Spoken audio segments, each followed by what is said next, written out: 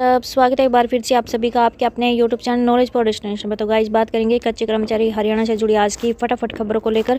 तो आइए जान लेते हैं एक एक करके आज की फटाफट खबरें। तो गाइस सबसे पहले अपडेट देखो आपकी जींद से आई है कि कौशल कर्मचारी संघ ने सौंपा ज्ञापन। तो गाइस कौशल कर्मचारी कल्याण संघ के सदस्यों ने डिप्टी स्पीकर कृष्णा मिड्डा से अपनी मांगों को लेकर उनको ज्ञापन सौंपा है। कौशल कर्मचारी कल्याण संघ के स्टेट मीडिया कोऑर्डिनेटर नवीन मलिक ने बताया कि 24,000 पक्के कर्मचारी भर्ती होने के कारण एचकेआरएन के कर्मचारियों को हटाया जा रहा है, जिससे बहुत से ऐसे कर्मचारी हैं जो केवल एचकेआरएन की जॉब पर ही आधारित है, जिससे उनके घर की जो आर्थिक स्थिति है वो कमज़ोर हो रही है।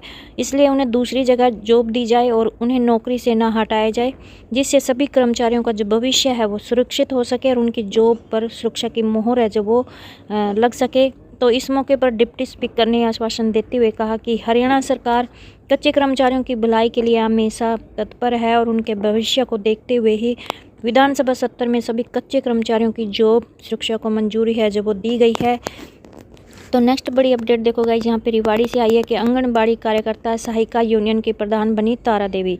तो यहाँ पे गाइस केंद्रीय श्रमिक संगठन all India United trade union centre से संबंधित आंगनबाड़ी कार्यकर्ता सहायिका यूनियन जिला रिवाड़ी का तीसरा जिला सम्मेलन नेताजी सुभाष चंद्र बोस पार्क में संपन्न हुआ और अध्यक्षता यहाँ पे जिला प्रधान तारा देवी ने की है। सम्मेलन में मुख्य वक्तव्य AIUTUGC के जिला अध्यक्ष कामरेड बलराम यादव ने रखा और कामरेड बलराम यादव ने कहा कि सरकार आंगनबाड़ी कार्यकर्ताओं से 2022 में किए गए समझौते पर मुकर रही है। प्रधान तारा देवी ने मांग की है कि आंदोलन के दौरान बर्खास्त कार्यकर्ताओं का वेतन है जो जारी किया जाए। सम्मेलन में 16 सूत्रीय मांग पत्र पास किया गया और सम्मेलन में नई जिला कमेटी का चुनाव किया गया, जिसमें तारा देवी को फिर से एक बार जिला प्रधान है जो वो चुना गया है।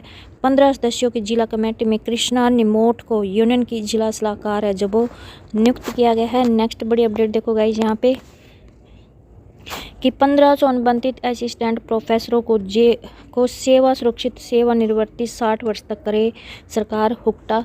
तो गाइज यहाँ पे Haryana universities contractual teacher association वैधानिक प्राधिकरण के अंतर्गत हरियाणा के सभी विश्वविद्यालयों में लंबे समय से कार्यरत करीब 1500 अनुबंधित असिस्टेंट प्रोफेसरों को नियमित होने तक सेवा सुरक्षा करने को लेकर संघर्ष कर रही है, क्योंकि विधानसभा सत्र में सोमवार को हरियाणा एक्सटेंशन लेक्चरर और गेस्ट लेक्चरर सेवा की सुनिश्चितता बिल 24 महाविद्यालयों के 2000 एक्सटेंशन लेक्चरर के लिए पेश है जो हो रहा है और हुक्टा को भी पूर्ण उम्मीद है कि नायब सरकार इसी विधानसभा सत्र में विश्वविद्यालयों में चयनित कार्यरत 1500 अनुबंधित असिस्टेंट प्रोफेसरों को महाविद्यालय के एक्सटेंशन लेक्चरर की तर्ज पर सेवा सुरक्षा सेवानिवृत्ति 60 वर्ष तक प्रदान है जो करेगी, ताकि सेवा सुरक्षा का लाभ है वो यूनिवर्सिटी व कॉलेज के अनुबंधित शिक्षकों को भी एक साथ है जो मिल सके, क्योंकि विश्वविद्यालयों से संबंधित महाविद्यालय के एक्सटेंशन लेक्चरर और विश्वविद्यालय के अनुबंधित असिस्टेंट प्रोफेसर दोनों की ही समान योग्यताएँ और समान ही उच्च शिक्षा विभाग है। तो सेवा सुरक्षा बिल भी एक समान इसी विधानसभा सत्र में आना चाहिए, जिससे विद्यालयों के गेस्ट टीचर, कॉलेज के एक्सटेंशन लेक्चरर आदि सब अनुबंधित शिक्षकों के साथ ही यूनिवर्सिटीज़ के अनुबंधित असिस्टेंट प्रोफेसरों को भी सेवा सुरक्षा का जो लाभ है वो मिल सके। हम में से बहुत से ऐसे अनुबंधित असिस्टेंट प्रोफेसर लंबे समय से नियमित होने तक सेवा सुरक्षा की प्रतीक्षा है जो वो कर रहे हैं, करते हुए अपने भर्ती से आवेदन करने की आयु सीमा को भी पार है जो वो कर चुके हैं। वहीं पर प्रदेश अध्यक्ष विजय मलिक ने बताया कि हमारा चयन है जो विश्वविद्यालय अनुदान आयोग द्वारा निर्धारित सभी पात्रता शर्तों एवं चयन प्रक्रिया के मापदंड जैसे विज्ञापन तथा गठित चयन समिति द्वारा साक्षात्कार इत्यादि को पूर्ण करके विधि सम्मत ही किया गया है। और इसके अतिरिक्त 4 वर्ष पहले महानिदेशक उच्च शिक्षा हरियाणा पंचकूला ने हरियाणा के विश्वविद्यालयों के सभी कुलपतियों को अनुबंध आधार पर कार्यरत अनुबंधित असिस्टेंट प्रोफेसरों की सेवा सुरक्षा लागू करने के लिए सकारात्मक कार्रवाई करने का पत्र भी है जो जारी किया गया था, लेकिन अब तक सेवा सुरक्षा नहीं मिली है। इसके अतिरिक्त यूनिवर्सिटीज़ में कार्यरत नॉन टीचिंग के HKRN व टीचिंग के 50,000 रुपये से कम मासिक वेतन वाले पूरे हरियाणा के 1,20,000 अनुबंध कर्मचारियों को नायब सरकार ने इसी विधानसभा सत्र में हरियाणा अनुबंध कर्मचारी सेवा सुरक्षा बिल लाकर सेवा सुरक्षा है जो 58 वर्ष तक सेवानिवृत्ति तक कानून है जो वो बना दिया है।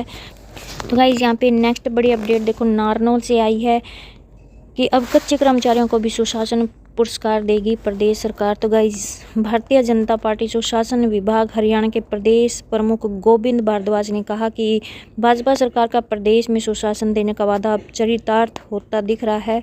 प्रदेश के मुख्यमंत्री नायब सिंह सैनी का सबसे ज़्यादा फोकस सुशासन पर है। यही कारण है कि अब सरकार ने प्रदेश के कच्चे कर्मचारियों को भी सुशासन पुरस्कार देने का जो फैसला है वो किया है। और भारद्वाज ने कहा कि विभिन्न सरकारी बोर्ड और निगमों के ऐसे कच्चे कर्मचारी जिन्होंने अच्छा और बेहतर काम किया है, सरकार उनको पुरस्कार देकर सम्मानित करेगी। सरकार का यह फैसला सराहनीय है। सरकार के इस फैसले से न केवल अच्छा काम करने वाले कच्चे कर्मचारियों को हौसला बढ़ेगा, बल्कि आम लोगों को भी अपने कामकाज के लिए सरकारी दफ्तरों के कम से कम चक्कर हैं जो वो काटने पड़ेंगे। नेक्स्ट बड़ी अपडेट देखो आई है फतेहाबाद से कि अनुदेशकों को एरियर मिलने की सूचना पर अब 51 ने जमा करवाए अपने दस्तावेज। तो करीब गाइज यहाँ पे 35 साल बाद अनुदेशकों को एरियर मिलने की जो आस है वो जग गई है। और यही कारण है कि उस समय लगे अनुदेशक अब शिक्षा विभाग के कार्यालय में पहुंचकर अपना दस्तावेज जो जमा करवा रहे हैं। पहले शिक्षा विभाग ने केवल 30 ऐसे अनुदेशकों को ढूंढा था जो उस समय पर काम पर लगे हुए थे, लेकिन अब मामला मीडिया में आने के बाद 51 लोग अपने दस्तावेज जो जमा करवा कर चले गए हैं। उम्मीद है कि आने वाले दिनों में भी इनकी संख्या जो बढ़ जाएगी। और यही अधिकारियों की माने तो एक अनुदेशक को करीब 24,000 रुपये का एरियर है जो मिल सकता है। प्रदेश में सितंबर 1985 में शिक्षा विभाग ने पूरे प्रदेश में अनुदेशक रखे गए थे। फतेहाबाद जिले में भी सैकड़ों की संख्या में अनुदेशक थे जो निरक्षरों को पढ़ाने का काम है जो वो करते थे, लेकिन फरवरी 1990 में इन सभी को हटा दिया गया था और 5 साल तक काम करने के बाद ये बेरोजगार हो गए थे। सभी अनुदेशकों ने चंडीगढ़ में धरना दे दिया। इस दौरान करीब 2000 अनुदेशकों को जेल में भी डाल दिया गया था और 89 दिनों तक जेल में बंद रहने के बाद इन्हें रिहा किया गया। लेकिन कुछ साल पहले सुप्रीम कोर्ट में गए और वहाँ से जेल भी गए। तो ऐसे में अब जिले से अनुदेशकों की रिपोर्ट मांगी गई थी। तो इसमें ये बोला गया कि इनमें से कोई एक दस्तावेज है जो जमा करवा सकते हैं। देखो इनमें से एक दस्तावेज करवाएं जमा। ज्वाइनिंग पत्र, रिलीविंग पत्र, सामान जमा करवाया था उसकी रसीद, शिक्षा विभाग द्वारा जारी किया गया समान आदि की जानकारी, यानी कि इनमें से एक दस्तावेज है जो आप जमा करवा सकते हैं। और 51 अनुदेशकों की यहाँ पे पहचान है जो वो हो चुकी है। तो और वहीं पर गाइज यहाँ पे यह टीम कर रही है जांच। तो इनकी जांच के लिए 3 सदस्यीय कमेटी का गठन है जो वो कर दिया गया है। और उल्लास कार्यक्रम कोऑर्डिनेटर पवन सागर और क्लैरिकल विभाग से मोहर सिंह व रतन सिंह को शामिल है जो वो किया गया है। और अब तक 51 की रिपोर्ट लेकर उच्च अधिकारियों को भेजी जा चुकी है। निरक्षरों को पढ़ाने के लिए अब शिक्षा विभाग ने उल्लास कार्यक्रम शुरू किया है। पहले प्रौढ़ शिक्षा के तहत योजना शुरू की थी, उस समय पढ़े लिखे लोग घरों में जाकर बूढ़ों को पढ़ाते थे और उस समय लोग भी नहीं आते थे। तो अब फिर सरकार ने यह योजना है जो वो शुरू कर दी है। तो गाइस यहाँ पे देखो ये है पवन सागर जो कि कोऑर्डिनेटर है उल्लास कार्यक्रम फतेहाबाद से, और ये है संगीता बिश्नोई जो कि जिला शिक्षा प्राधिकारी फतेहाबाद। तो वहीं पर गाइस देखो यहाँ पे नेक्स्ट बड़ी अपडेट चंडीगढ़ से है कि HKRNL ने 103 श्रेणियों में निकाले कच्चे कर्मचारियों की भर्ती और 21 तक आवेदन। तो गाइस यहाँ पे HKRNL में अब तक की सबसे बड़ी भर्ती है जो निकाली गई है। 103 प्रकार की ये वैकेंसी है और हज़ारों में ये पद हैं और इसके लिए आवेदन है जो शुरू हो चुके हैं। 15 नवंबर से आप 21 नवंबर तक आप आवेदन है जो वो कर सकते हैं। और भर्तियों में गाइज यहाँ पे गरीब परिवारों के युवाओं को यहाँ पे प्राथमिकता है जो वो दी जाएगी। और जिन पदों पर ये भर्ती निकली गई है उनमें आपके प्राथमिक शिक्षक, स्नातकोत्तर शिक्षक, प्रशिक्षित स्नातक शिक्षक यानी कि TGT से लेकर कला सहायक शिक्षक, PTI, junior engineer, mechanical junior engineer, civil draftman, civil junior programmer, legal assistant, pharmacist, accountant, सहायक लाइनमैन, लीगल असिस्टेंट और योग प्रशिक्षक, radiographer, staff nurse, lab technician, महाप्रबंधकों के लिए यहाँ पे निजी सहायक, deputy superintendent, nursing officer, supervisor, ID, technical associate सहित अन्य पद हैं जो शामिल है। और वहीं पर गाइस यहाँ पे भर्तियों में अंत्योदय परिवार की सूची में शामिल परिवारों और सक्षम युवाओं और जरूरतमंद लोगों जिनकी मतलब वार्षिक आय है जो 1,80,000 रुपये से कम है उन्हें प्राथमिकता है जो वो दी जाएगी। और जिनकी आय गाइस यहाँ पे 1.80 लाख रुपए तक है उन परिवारों के युवाओं को नौकरी में 40 अंक, और जिनकी 2.5 लाख तक है उनको नौकरी में 30 अंक और जिनकी यहाँ पे 4 लाख तक है उनको 20 अंक और जिनकी 6 लाख रुपए तक सालाना आय है उन परिवारों के युवाओं को यहाँ पे 10 अतिरिक्त अंक है जो दिए जाएंगे।